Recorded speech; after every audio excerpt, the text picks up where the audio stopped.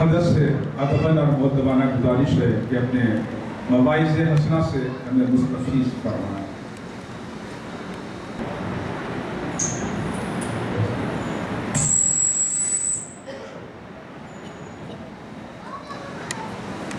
السلام علیکم ورحمۃ اللہ وبرکاتہ۔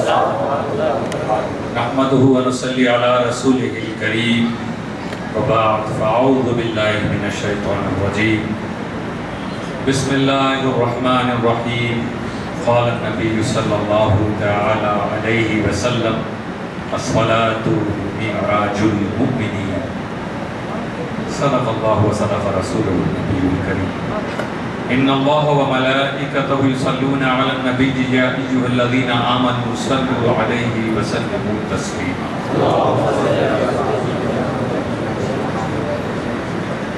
آپ کے شہر میں آج دن میں بھی ایک پروگرام ہوا تھا، الحمدللہ کثیر تعداد میں لوگ پہنچے، اور یہ بھی مغرب اور عشاء کے بیچ میں ایک محفل رکھی گئی ہے۔ بس محبوب نگر میں یہ میں نے سابقہ تجربہ بھی یہی ہے کہ آپ لوگ اچھی تعداد میں موجود رہتے ہیں جب کوئی باہر سے آتا ہے اپنا خطاب کرنے، اور میں سمجھتا ہوں مقامی جلسوں میں بھی اسی طرح موجودگی رہتی ہوگی۔ نہیں رہتی ہے تو رہنا چاہیے، کیونکہ دنیا میں ہم صرف سیکھنے اور سکھانے کے لیے آئے ہیں۔ سیکھنا ہے، سیکھنے پر عمل کرنا ہے، اور اس دنیا سے رخصت ہو جانا ہے۔ تو جتنے پل اس طرح کی محفلوں میں گزرتے ہیں سب برکت والے ہوتے ہیں، اور انشاءاللہ تعالی اللہ تعالی قبول فرمائے ان لمحات میں ان خدمات کو، اور اس کا اجر ہم سب کو عطا فرمائے۔ حضور صلی اللہ تعالی علیہ وسلم نے فرمایا الصلاۃ معراج المؤمنین، نماز مومنین کی معراج ہے۔ آپ آتے ہیں مصلی پہ کھڑے ہوئے، مسجد میں آئے، آپ نیت کی، آپ نے جو کچھ پڑھنے کا طریقہ بتایا کہ آپ پڑھا، آپ نے جو جس طرح سے جھکنا ہے، سجدہ کرنا ہے، سلام پھیرنا، چلے جائیں۔ یہ ایک نماز ہے، مگر اس میں مومن مسلمانوں کا عروج ہے۔ اس میں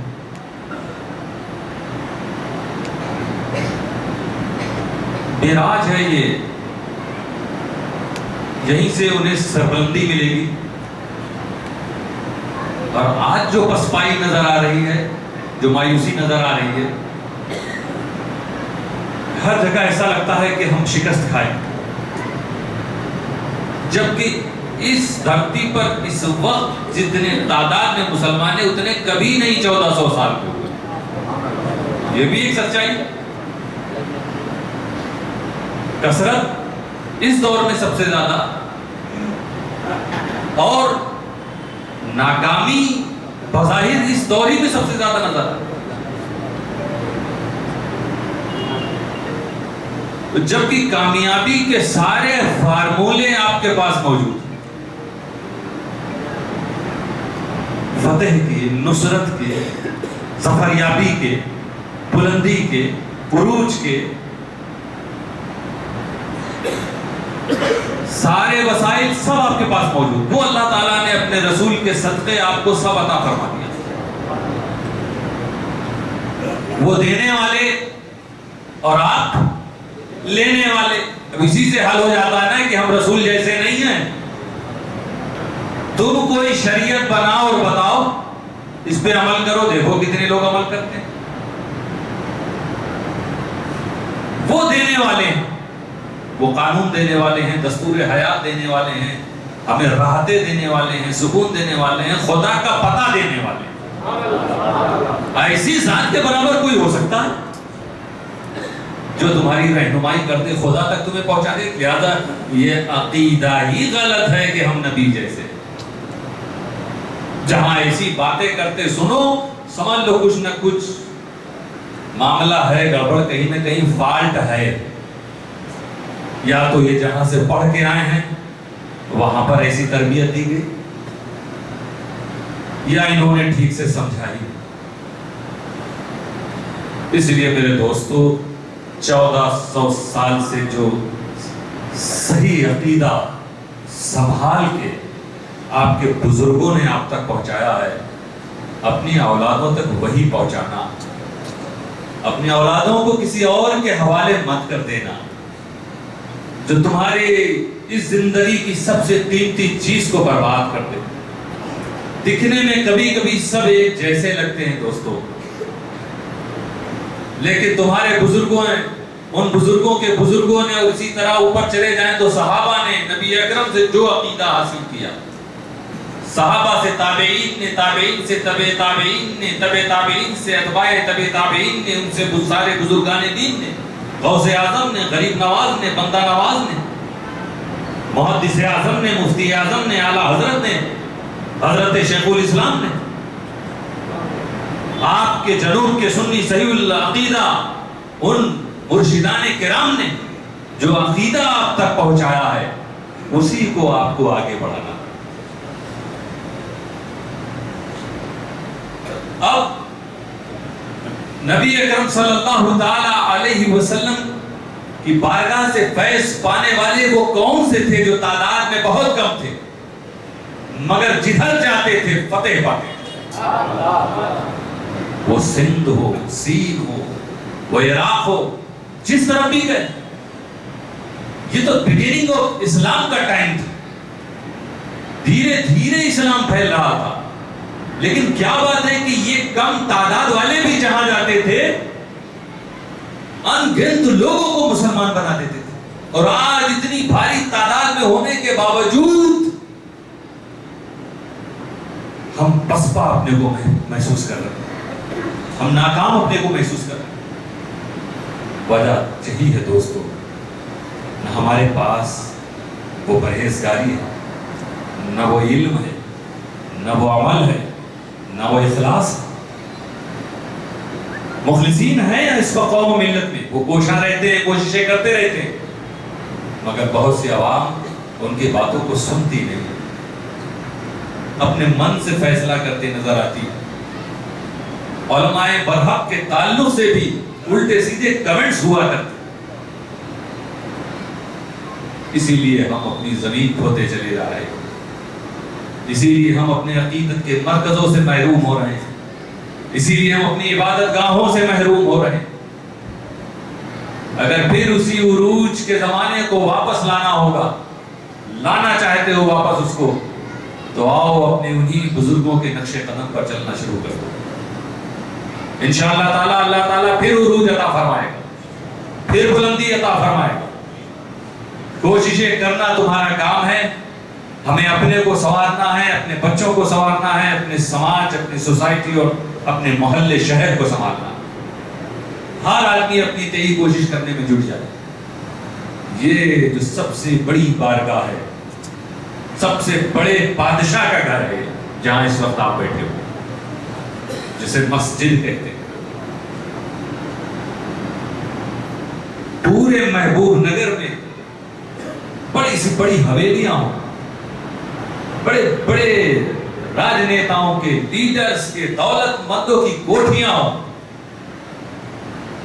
لیکن ایک چھوٹی سی بھی مسجد کہیں پہ ہوگی نا تو اس چھوٹی سی مسجد کا جو مقام ہوگا وہ اس محل کا نہیں ہو سکتا۔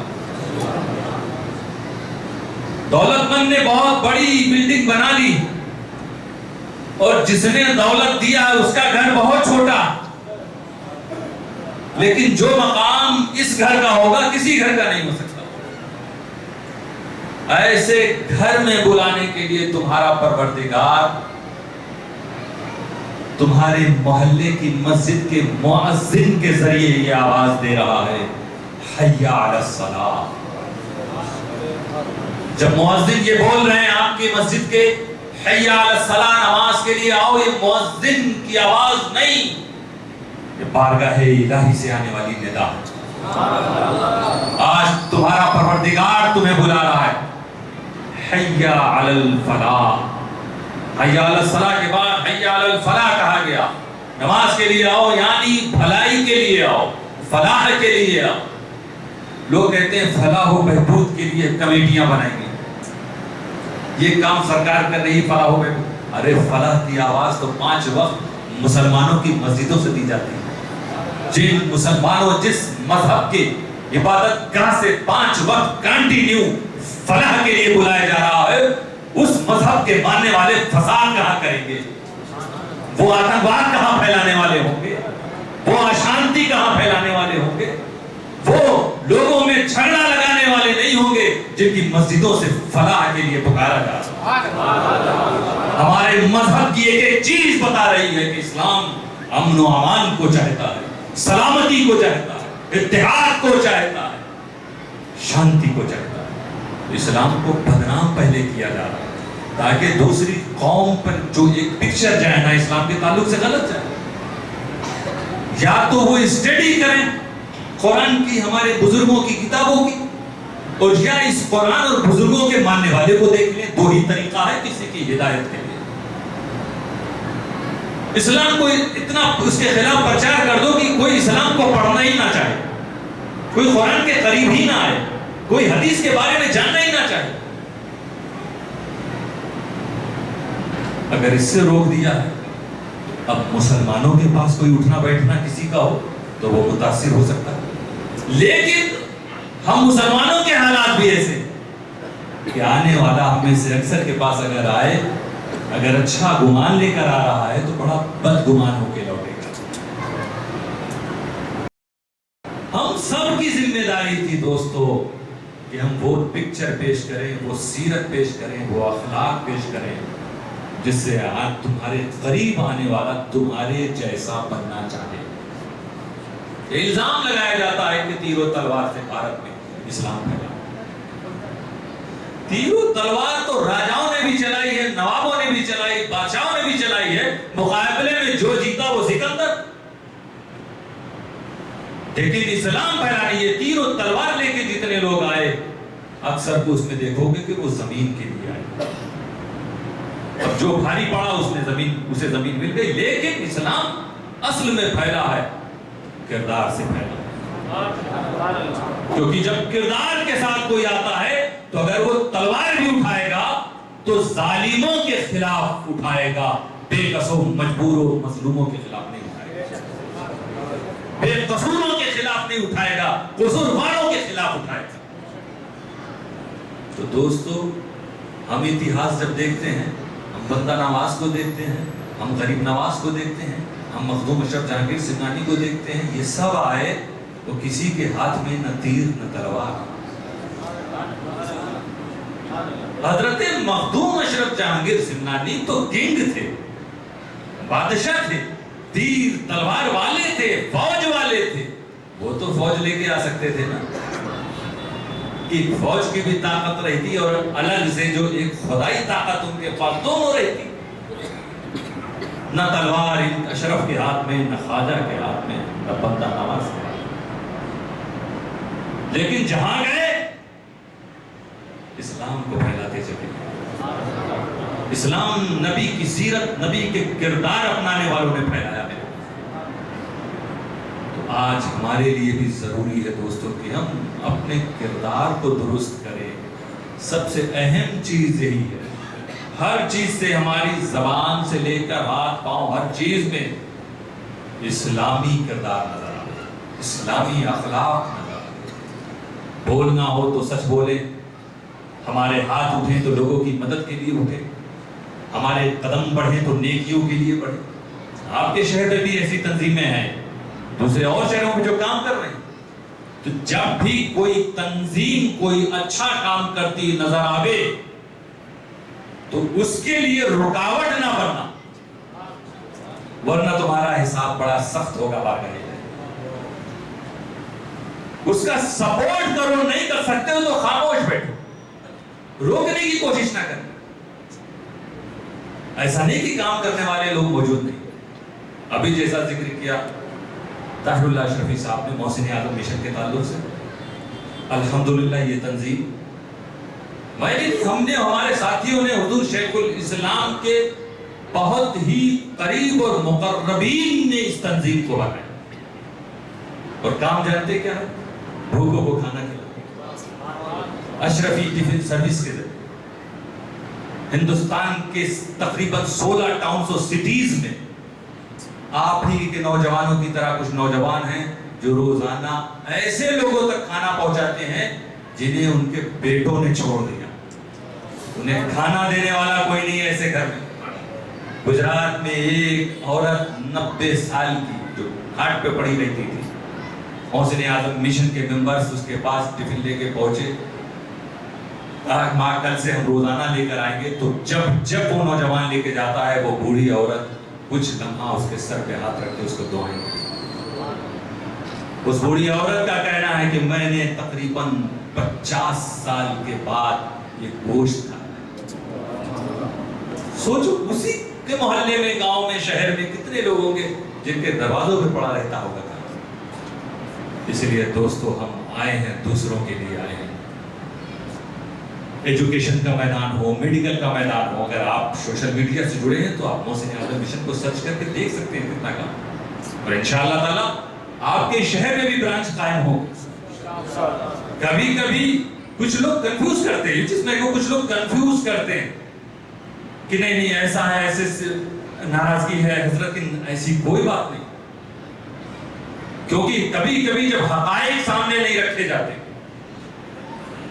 سچائی سامنے نہیں رکھی جاتی, تو بزرگوں سے بھی غلط فیصلے کروا لیے جاتے.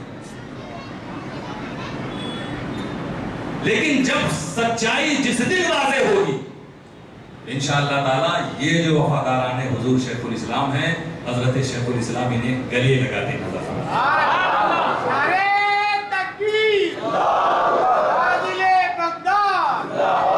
کل ملا کے کام کو صرف دیکھا جاتا ہے کہ کام کیسا ہے.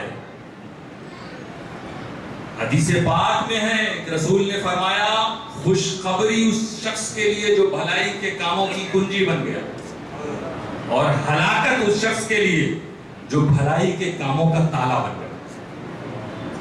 کبھی کبھی لوگ خود اپنی انا میں دوسروں کا کام روکنا چاہتے ہیں. صحابہ کرام میں کیا جذبہ اتحاد اور جذبہ تعاون تھا, اور یہ ٹریننگ انہیں 5 وقت ملتی تھی. ہم کیونکہ 5 وقت میں غائب رہتے ہیں نا, تو ہمارے اندر نہ وہ جذبہ اتحاد پیدا ہوگا, نہ وہ جذبہ تعاون, کوآپریشن, ایک دوسرے کی مدد کا جذبہ. یہ جذبہ کہاں سے پیدا ہوگا؟ نماز سے پیدا ہوگا. نبی اکرم نے اسی لیے فرمایا الصلاۃ معراج المومنین. جب تک ہمارے اندر اتحاد اور تعاون کا جذبہ نہیں پیدا ہوگا, ہمیں عروج نہیں مل سکتا. جب تک ایک دوسرے کی ہم دامن کو کھینچتے رہے, گردن کو روکتے رہے, کھینچتے رہے, ہم آگے نہیں بڑھ سکیں گے. جب ہم ایک دوسرے کو آگے بڑھانا شروع کریں گے خوش عقیدگی کے ساتھ, یہ یاد رکھیے گا, اچھا عقیدہ سب سے امپورٹنٹ چیز ہے. ورنہ ایسے بہت سے لوگ ہیں دنیا میں, نہ جانے کتنے نیک کام کر رہے ہیں, مگر دولت اسلام سے وہ مالا مال نہیں ہوئے, انہیں کچھ فائدہ نہیں دے سکتے. خوش عقیدہ انسان سب جتنے بھی ہوں, وہ نماز 5 وقتہ قائم کر کے دیکھ لیں, انشاءاللہ تعالی اسلام کو عروج ملنا شروع ہو جائے گا.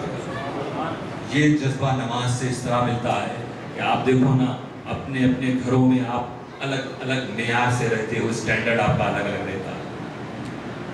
کوئی بنگلے سے آیا ہے, کوئی فلیٹ سے آیا ہے, کوئی کوٹھی سے آیا ہے, کوئی جھوپڑی سے آیا ہے, کوئی فٹ پاتھ سے آیا ہے. خدا کے گھر میں آنے والے لوگ الگ الگ ہیں, لیکن یہاں آنے کے بعد وہ کاندھے سے کاندھا ملا کے کھڑے ہوئے. الصلاۃ معراج المومنین. آؤ کاندھے سے کاندھا جب تک نہیں ملاؤ گے تمہیں عروج نہیں ملے گا. مسلمانوں بٹ کے مت چلو, متحد ہو کے چلو, انشاءاللہ تمہارا بول بالا قائم ہوگا. تعاون کا جذبہ ایسا کہ جب کوئی نمازی آپس میں 5 وقت کرانے لگے مسجد میں, تو ایک دوسرے سے متعارف ہو جاتے ہیں, ایک دوسرے کو پہچان لیتے ہیں. ہاں یہ بھی روز آتے ہیں, یہ بھی روز آتے ہیں, یہ بھی 5 وقت آتے ہیں. اگر اس میں سے کبھی ایک بار کوئی مس ہو جائے, نہیں آیا, تو آپ سوچیں گے کہ آج کیوں نہیں آیا. اپنے آپ کے ذہن پیدا ہو.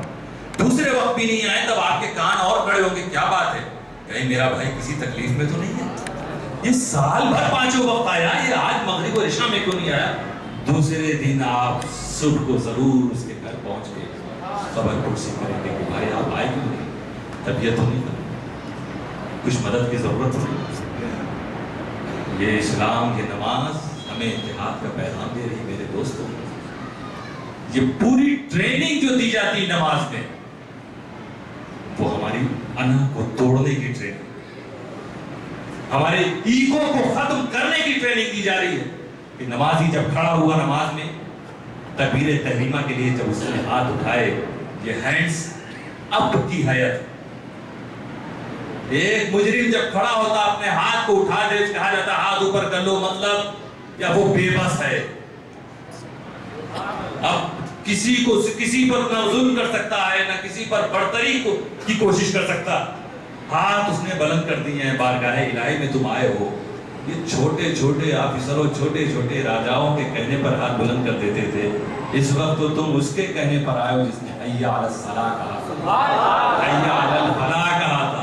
یہ ہاتھ اٹھانے والے حاکم نہ جانے تمہیں جیل کی کس کوٹری میں بھیج دیں، لیکن حی علی الفلاح کہہ کر بلانے والا جب تم واپس جاؤ گے تمہارے گھروں میں فلاح و برکتیں بھر دیا کرے گا. دوبارہ خلافی نہیں کرتا. نعرے رسالت یا رسول اللہ، حضور فاضل بغداد، حضور فاضل بغداد. رب کے کہنے سے آپ نے کان کی لو تک اپنے ہاتھوں کو لے گئے. کیا بتا رہے ہیں آپ؟ یہ اللہ مولا تیرے لیے. کس کے لیے نماز کی نیت کی تھی؟ واسطے اللہ تعالیٰ کے. اللہ تعالیٰ کے واسطے تو نے اپنی ساری دنیا کو اپنی پیٹھ کے پیچھے پھینک دیا. یہ دنیا مولا جو تیری بارگاہ میں آنے سے روکا کرتی ہے، تو نے بلایا میں آ گیا ہوں. اس ساری دنیا کو، ساری دولت کو میں نے پھینک دیا ہے مولا. اب تیرے آگے میں ہاتھ باندھ کر کھڑا ہو گیا. اب تم نے کہا الحمدللہ رب العالمین. تمام تعریف اللہ کے لیے جو رب العالمین، تمام حمد الحمدللہ، تمام حمد اللہ کے لیے. ادھر تم یہ کہہ رہے ہو، جانتے ہو روایت میں کیا ہے کہ جب بندہ الحمدللہ رب العالمین کہتا ہے کہ تمام حمد اللہ کے لیے، ادھر اس کا رب العالمین فرماتا ہے حمدنی عبدی، میرے بندے نے میری حمد بیان کی. معراج کا مطلب یہی ہوتا ہے نا، صلاۃ و معراج المومنین. معراج کا مطلب آپ کیا سمجھتے ہیں کہ رب کو دیکھنا، رب سے باتیں کرنا، یہی تو معراج ہے نا. اسی کو تو رسول کی معراج، رسول نے اللہ کا دیدار کیا، اللہ سے باتیں کی، وہ معراج ہوئی. نماز میں مومنوں کی معراج کہا گیا نماز. اسی لیے پڑھنے کا طریقہ بھی بتایا گیا، اس طرح پڑھو کہ گویا تم خدا کو دیکھ رہے ہو. اور اگر یہ نہیں ہو سکتا تو یہ سوچنا کہ خدا تمہیں دیکھ رہا. تو اس تصور سے اگر ہمیشہ آپ یہ توجہ بنائے رکھیں گے، یہ تصور نماز میں رکھیں گے، آپ کو نماز میں بڑا لطف آئے گا کہ آپ کا مالک پروردگار آپ کو دیکھ رہا ہے، آپ کو چھوٹتے دیکھ رہا ہے، اٹھتے دیکھ رہا ہے، آپ کے لب پہ حمد جاری ہے وہ دیکھ رہا ہے، آپ کو سلام پھیرتے دیکھ رہا ہے. دیکھیے آپ کی کیا کیفیت ہوتی ہے اس وقت. تو یہ معراج کہا گیا، رب سے باتیں ہونا شروع ہو گئی. آپ نے کہا الحمدللہ رب العالمین، تمام حمد اللہ کے لیے. اللہ نے کہا میرے بندے نے میری حمد بیان کی. اب آپ نے کہا الرحمن الرحیم، کہ میرا رب رحمان ہے، رحیم ہے. ادھر اللہ تعالیٰ فرما رہا ہے اثنا علی عبدی، میرے بندے نے میری ثنا بیان کی، میری تعریف کی میرے بندے نے. پھر آپ نے کہا مالک یوم الدین، وہ اللہ یوم جزا کا، قیامت کے دن کا، فیصلے کے دن کا مالک ہے. آپ نے یہ کہا، رب تعالیٰ نے فرمایا مجدنی عبدی، میرے بندے نے میری بزرگی بیان کی. پھر آپ نے کہا ایاک نعبد و ایاک نستعین، اے مولا ہم صرف تیری ہی عبادت کرتے ہیں اور تجھ سے ہی مدد چاہتے ہیں. مولا آج تیری بارگاہ میں ہاتھ باندھ کے کھڑا ہوں، مولا صرف تیری مدد چاہیے. اب یہیں پر دیکھیے عاشق میں اور ایک عام عالم میں فرق کیا ہوگا. کسی نے تو کہہ دیا کہ بھئی جب نماز میں کہہ رہے ہو کہ تجھ ہی سے مدد، تجھ ہی سے مدد، تو کیوں جاتے ہو اجمیر، کیوں جاتے ہو گلبرگہ، کیوں جاتے ہو مرشد کے پاس مدد مانگنے کے لیے؟ نماز میں تو کہہ رہے ہو اللہ تجھ ہی سے مدد. اور جاتے ہو دلی میں حضرت نظام اولیاء کے پاس، بغداد میں غوث اعظم کے پاس، مدینہ میں سرکار دو عالم کے پاس، وہاں جا کے مانگو. نہیں مانگنا جائز نہیں ہے، غلط ہے. کیوں؟ کیونکہ اللہ فرما رہا ہے کہ کہو تجھ ہی سے مدد. میرے دوستو، محدث اعظم نے جب اس کا ترجمہ کیا تو کہا تیری ہی مدد، تیری ہی مدد. مطلب مولا ہم تیری ہی مدد چاہتے ہیں. اب یہ تیرے اختیار کی بات ہے، تو اپنی مدد اجمیر سے دلوا دے یا یہ ہے دوستو خوش عقیدگی، اس کو کہتے ہیں اچھا عقیدہ. آپ بین لگا رہے ہو کہ نہیں اللہ ہم تجھ سے مانگتے تو ہی ہم کو دے. وہ اپنے ولیوں کے ذریعے نہیں دے سکتا؟ کیوں نہیں دے سکتا؟ آؤ بارگاہ خواجہ میں عرض کیا سرکار، یہ رجب کا مہینہ آپ کے عرس کا مہینہ ہے، آپ اللہ کے محبوب ہیں، ہم دعا کرتے ہیں، ہماری دعاؤں کا کیا بھروسہ، آپ ہمارے لیے دعا کر دیں گے اللہ قبول فرمائے، ہمیں عطا کر دے گا رب تعالیٰ آپ کی دعاؤں کے صدقے میں، آپ کے وسیلے سے عطا کرے. تو میرے دوستو ایاک نعبد، یہ تو عقیدے کی بات ہو گئی ہے، لیکن آپ نماز میں کہہ رہے ہیں اور اللہ تعالیٰ جواب دے گا.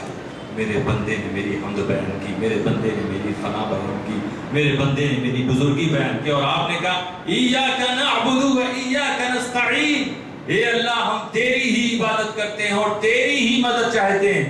اب اللہ فرماتا ہے ھذا بینی و بین عبدی، یہ میرے اور میرے بندے کے بیچ کی بات ہے. ایک طرف میرے بندے نے کہا تیری عبادت کرتے ہیں اور ایک طرف کا مدد چاہتے ہیں، مدد اس کو چاہیے، عبادت میری. تو یہ میرے اور میرے بندے کے بیچ کی بات. وَلِعَبْدِ مَا سَأَلَ، اب میرا بندہ جو مانگے گا اسے عطا کیا. یہ نماز کا پہلی رکعت کا یہ پارٹ ہے صرف، اور بندے کے بارے میں خدا کی مشیت نے اعلان کر دیا کہ جو مانگے گا اسے دیا جائے گا. تو کہاں ادھر ادھر بھٹکتے ہو تم، لوگوں کی سفارشوں میں لگتے ہو، غلط طریقے سے ناجائز طریقے استعمال کرتے ہو، لوگوں کو اذیتیں دے کر مقصد حاصل کرنا چاہتے ہو. آؤ سارے مقصدوں کو عطا کرنے والا رب العالمین تمہیں اس نماز میں دینے کو تیار ہے، اس کی مشیت اعلان کر رہی ہے. آؤ. اور پھر اس نے سکھا بھی دیا، فرمایا کہ میرا بندہ جو مانگے گا میں دوں گا. کیا مانگے گا بندہ؟ سکھایا تو بندہ کہہ رہا اہدنا الصراط المستقیم، اے میرے رب ہمیں سیدھے راستے پر چلا، صراط مستقیم پر چلا. اس سے بڑھ کر اور کوئی دولت نہیں، کوئی صراط مستقیم پر چلنے لگے.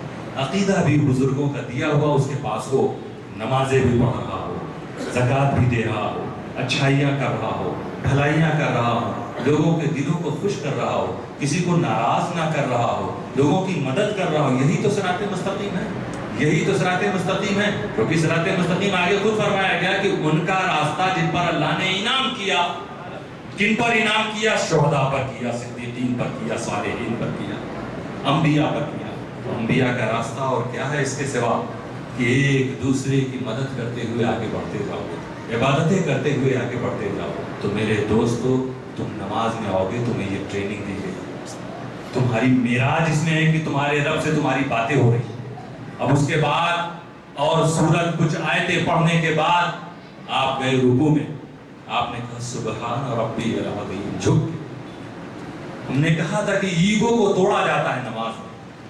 وہ ہوگا جو کبھی کسی کے آگے نہیں جھکتا، بہت بڑا آفیسر ہے، بہت بڑا لیڈر ہے، سب اس کے آگے جھک رہے ہیں، بہت بڑا راجا ہے، بادشاہ ہے، کبھی کسی کے آگے نہیں جھکا، ساری رعایا اس کے آگے جھکتی. لیکن دیکھ لو کہ جس طرح ایک جھوپڑی میں رہنے والا جھکا نظر آ رہا ہے، خدا کے گھر میں بادشاہ بھی ویسے ہی جھکا نظر آئے گا.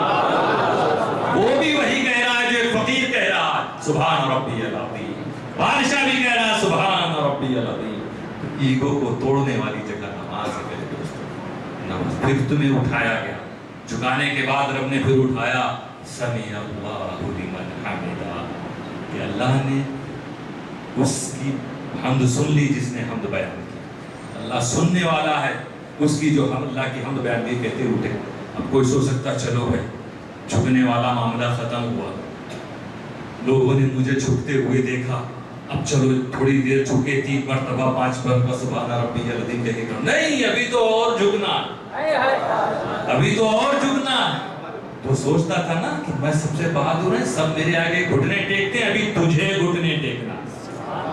سب سے پہلے گھٹنا رکھا جائے گا, ہاتھوں کو زمین پہ بچھایا جائے گا. جو ہاتھ ہمیشہ بلند نظر آتا تھا آج جھکا نظر آ رہا ہے. جس ناک کو تو بہت اونچی سمجھتا تھا, میری ناک بڑی اونچی ہے, خدا کی بارگاہ میں سجدے کی حالت میں تجھے ناک کو بھی رکھنا پڑے گا, رگڑنا پڑے گا. اس ماتھے کو جو بہت اونچا سمجھتا تھا, اس ماتھے کو بھی زمین پر تجھے رکھنا پڑے گا. تو اپنے کو بڑا بلند کہتا تھا, دیکھ آج تو خود کہہ رہا ہے سبحان ربی الاعلی, میرا رب آ رہا ہے, میرا رب بلند ہے, میرا رب بڑا ہے. میرے دوستو, یہ ایگو ختم کیا, تکبر کو ختم کرنے والی چیز کا نام نماز ہے. جیسے تم ویسے تمہارا بھائی, اسی طرح سب سارے فرق باہر ہیں. یہ اونچا نیچا, بڑا دولت غربت سٹیٹس سب باہر. یہاں پر سب کی کیفیت ایک ہے, سب کی حیت ایک ہے, سب کی حالت ایک ہے. جب اس طرح اتحاد اتفاق کا ماحول بن جاوے گا تب تمہیں عروج ملے گا, تب تم معراج کو پہنچو گے, تب تمہارا بول بالا قائم ہوگا. دوستو, آئے ہو خدا کی بارگاہ میں, اس کے بعد آخری رکعت میں تم بیٹھتے ہو, تحیات پڑھتے ہو, درود پڑھتے ہو, دعا پڑھتے ہو. تم جب نماز میں تم نے شروع میں کہا, سوچا تھا کہ ساری دنیا کو ہم نے پیٹھ پیچھے پھینک دیا, یعنی اب دنیا سے تم نکل چکے ہو, اب تم ہو, تمہارا رب ہے اور کوئی نہیں. اسی لیے جب تم باہر نکل رہے ہو پھر اس دنیا کی طرف آ رہے ہو, جیسے ایک آدمی کہیں چلا جائے پھر واپس آئے تو حکم ہے سلام کرے. 10 مرتبہ آپ گھر سے نکلے, واپس آئیے سلام کیجیے. دوبارہ جب آپ اپنے گھر میں اپنی دنیا میں واپس آئے سلام کر رہے ہیں. اسی طرح جب آپ بارگاہ الہی سے واپس ہو رہے ہیں اس دنیا کی طرف, تو داہنی طرف کہہ رہے ہیں السلام علیکم ورحمۃ اللہ, بائیں طرف کہہ رہے ہیں السلام علیکم ورحمۃ اللہ. تو یہ حالت نماز میں ہونی چاہیے ہر وقت کہ خدا دیکھ, دنیا کو بھول جاؤ, مگن ہو کے پڑھو, ڈوب کے پڑھو, منہمک ہو کر پڑھو نماز. پھر دیکھو نماز کا لطف کیا ہے, تب پتہ چلے گا واقعی میں الصلاۃ معراج المومنین, کہ نماز مومنین کی معراج ہے. وآخر دعوانا الحمدللہ.